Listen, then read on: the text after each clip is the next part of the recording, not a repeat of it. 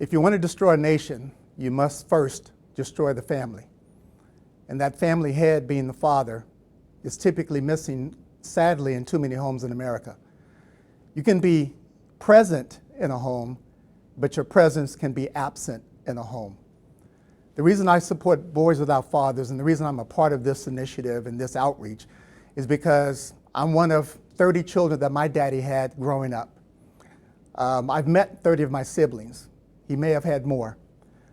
But it does something to you as a child when you don't know who your father is and who he should be in your life. And because of that, I suffered a lot of drama in my life growing up. Oldest of 6 kids from the children he had with my mother. My 2 youngest siblings were taken away to foster care because of our living conditions. We were homeless for a while. And at the age of 9, I became a gang leader in Oakland, California. I've got 80 stitches in my body to prove it. At the age of 12, I joined the Black Panthers after being recruited by Angela Davis and Huey Newton because they represented to me a father figure and an environment where I could be nurtured, so to speak.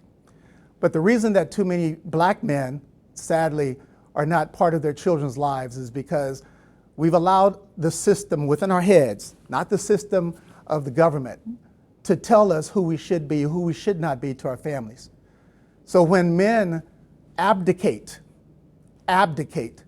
our roles as fathers and leaders in our homes and our communities, we then allow the system, and I'm not talking about the man, I'm talking about the system that we've allowed in our heads to impact generations and generations of families. You see, there would be no America without Black America. There would be no country without all of us being knitted together as a family. 77% of all homes in America and Black homes are fatherless, almost 8 out of 10. And when you have a system that allows this to take place and you allow the excuses that too many men have allowed to be a part of their lives, then we have the destruction of a nation, which first comes from the destruction of a family. Because of that, I eventually went to my high school counselor and I said, hey, I want to go to college. And he laughed at me. He said, oh, you'll never go to college. With your background, with your record, gang leader, a person involved in the Panthers, dropped out of elementary school twice because I could not read or write or function, suspended 160 plus days in school. Why? Because I did not have that disciplinarian that loved me, nurtured me, and supported me. So as a result of that, I created my own pathway of what I thought was successful. Eventually went to college, became a teacher, a principal, school board member, elected city commissioner, a superintendent, but most importantly, I became a dad. I became a dad because I wanted to give back to my community.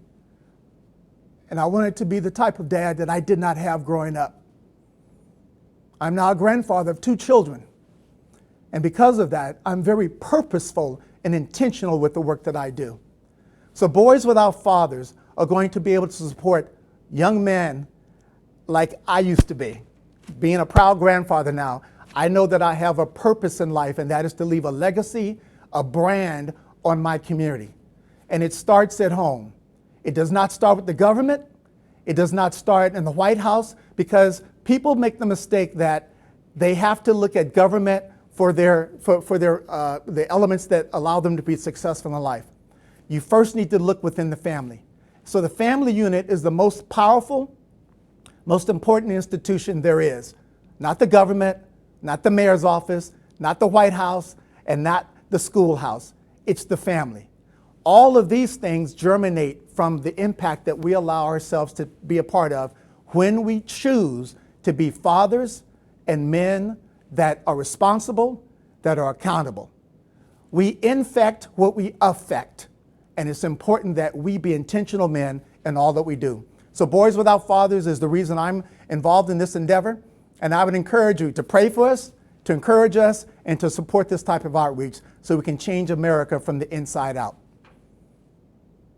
Thank you.